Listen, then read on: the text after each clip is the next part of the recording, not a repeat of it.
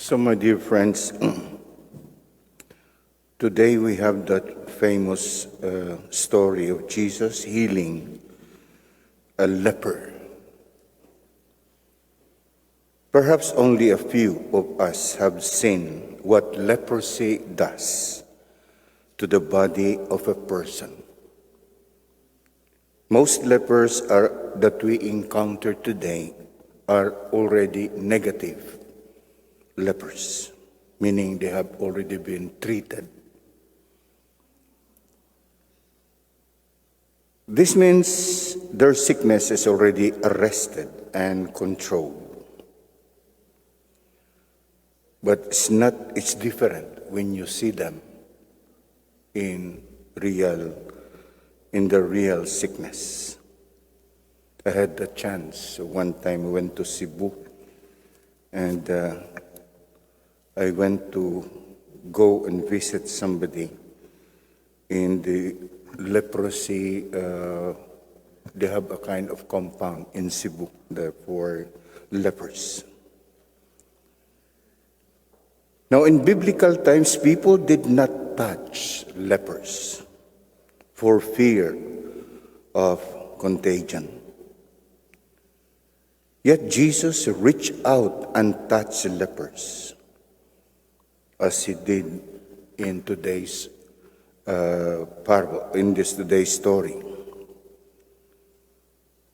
Breaking through all the religious and social taboos, and reach out in a loving and healing hand to the leper, who asked him, "If you choose, you can heal me." Now, leprosy is without doubt a terrible disease to have, but not as terrible as feeling unloved, feeling unwanted, feeling rejected, or even abandoned. That's worse than even having a leprosy. One of the worst things that can happen to a human being is to be rejected. Rejection hurts beyond any other state or emotion. It damages one's self-worth.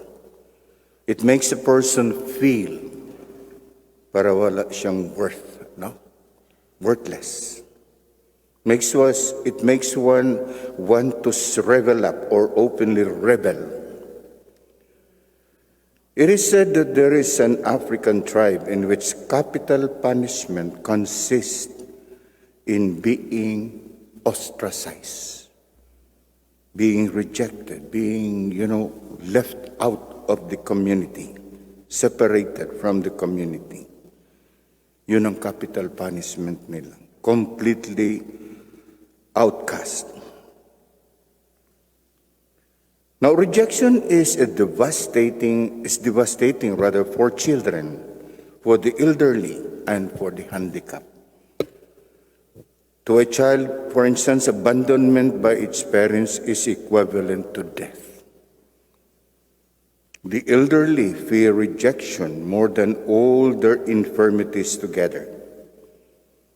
The deepest wounds of the handicapped are caused not by their physical or mental limitations, but by the rejection they have known. And those who create writers, artists, and so on are painfully vulnerable, no matter what success they had attained. Each of us, to some extent, to some degree, has felt the pain of being rejected. Now, there are ways of insulating oneself from rejection, risking a little, wanting or needing nothing, avoiding relationships. Now, it seems better to build walls and avoid relationships than to risk suffering rejection. But this is like cutting off our feet so as not to need shoes. Now, the man who approached Jesus was a reject of society, a reject of community. As a leper, he was forced to live outside the community. People won't even touch him. At that time, illness was seen as a punishment for sin. That's why the leper was considered to have been rejected by God himself. Now, the leper's worst suffering was not leprosy. It was not their sickness. The worst suffering of the leper at that time was the pain of being rejected by everyone. That was the most painful suffering they had to undergo. Now, when we reject people, we are in effect treating them as lepers, even though we may not be conscious of this. And we can reject a person in small but subtle ways. Does not have to be dramatic. But there are many ways sometimes, for a person to treat another one in that way, by the tone of our voice or even by a look. But pinpricks of rejection can accumulate with serious long-term effects. Kunti-kunti lang siguro yun, kung mga small things or small ways of rejecting, pero after a while it piles up and becomes big. Now here in this encounter of Jesus with the leper, the interesting thing is not that Christ cured the leper. That's not the center of this encounter, but the manner he cured him. The manner he cured him, the way he cured him. Excluded and rejected by everybody, lepers were forced to ring a bell to warn people of their approach. Nobody would come near them for fear of contamination and of being branded unclean. But Jesus cut through all this. He cut through all this. He went beyond all this. He was moved with compassion, we are told, on seeing the plight of the leper. He allowed the leper, first of all, to approach him, go near him. And then he did the unthinkable. He did the unthinkable. He reached out and touched him. He reached out and touched him. Ngayon, takot lang ganit tayo makakita ng may COVID.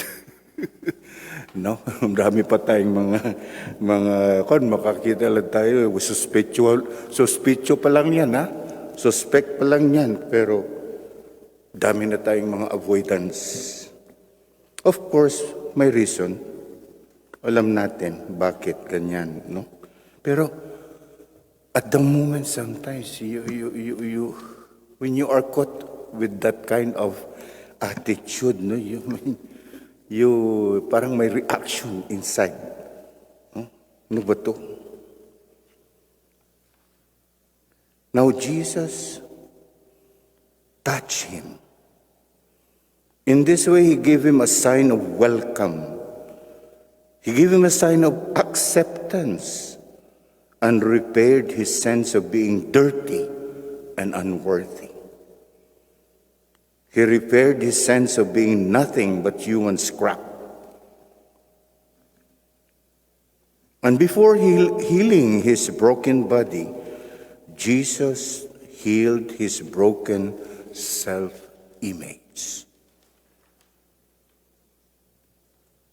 That was even more serious, yung broken self-image niya. So Jesus started by healing that part of the broken piece, no, sa kanyang body. Now, Jesus accepted the leper just as he was. Here we are made to understand that acceptance is the answer to rejection. It is one of the loveliest things that can happen to us. And when people accept us, they give us a feeling that we are worthwhile, that we have value, that we are important. Now, each of us longs to be accepted for what we are. It is the love and acceptance of others that make us the unique persons that God means us to be. When we are accepted only for work we do, then we are not unique. Because there are many workers who are accepted for what they do.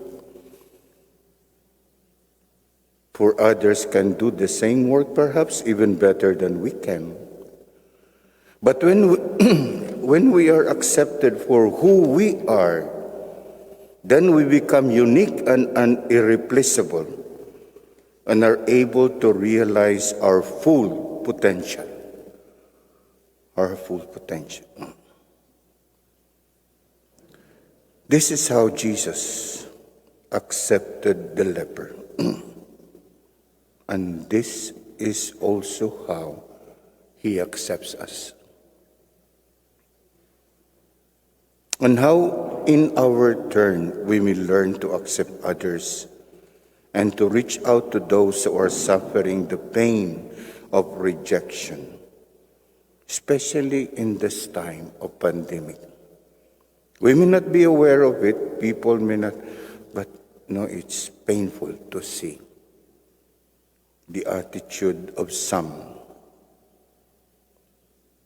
In our turn, we could rekindle hope, bring back to the zest for living in someone else, and thus mirror dimly the infinite compassion of God. So for all Christians, let us pray as we continue this Mass, for all Christian communities, that they may be warm and caring towards those whom society rejects. And for all of us gathered here, that the Lord may open our hearts and our eyes to those who suffer, so that they need not carry the burdens in a very painful way. Now today, we also celebrate Valentine's Day. Usually this day is celebrated as a day of romance, a day of lovers, a day of flowers, a day of parties, a day of music, a day of whatever. Basta, no? Enjoy. It is unfortunate, though, that more often than not, the deeper meaning and significance of this beautiful day is being missed and even forgotten. I don't even know if many of us know who Saint Valentine is. Now, first of all, he was a priest martyr. In some legends, he was even a bishop. He was martyred because he defied the decree of the emperor at that time. And that decree, that particular emperor, prohibited marriage. Today we are celebrating World Marriage Day. Prohibited marriage. Bakit? Ang reason niya para palaging libre ang mga male, palaging libre ang mga young male especially para maging soldiers to serve the empire. So he prohibited marriage. But Saint Valentine celebrated weddings in secret until he was caught, of course, and then jailed. Now in the jail, of course, there were many stories, even legends that were created that one thing sure, in the jail, he converted many co-prisoners. Patuloy pa rin yung evangelization niya, even inside the jail. Now, at one moment, one of the jail guards who was converted brought his blind daughter to Saint Valentine. Of course, at that time, he was not a saint yet, pero knowing or realizing what kind of person he was, the jail guard had confidence. So he brought his blind daughter to him. And after praying over her, she got healed instantly. She got healed instantly. Finally, before he was executed, he wrote a letter to this girl, this blind girl who then was able to see. And he closed his letter with, "Your Valentine." No, your Valentine. So apparently that was the beginning of this devotion or this feast, no, of celebrating Saint Valentine's. But for us, that's not the important thing. The important is this event was not only an event of love. This event was not only an event of reaching out, but first and foremost, it was an event of evangelization and healing and great witnessing that led to martyrdom. That led to martyrdom. As we are told, even in the jail, he continued to preach, continued to exercise his priesthood, continued to share about the faith. So he continued evangelizing. That's why that guard who was converted brought his daughter. Now, it is even timely that we happen to celebrate this feast while we also are celebrating World Marriage Day. Actually, Valentine's Day is also a celebration of marriage. This is another deeper meaning that we often forget.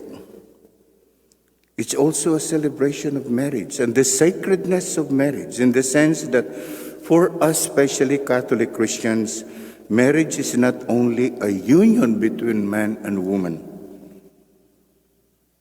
It is a parable. Marriage for us is a parable. It is a sacrament. It is an effective sign of marriage and love between Christ and the church. Between Christ and the church.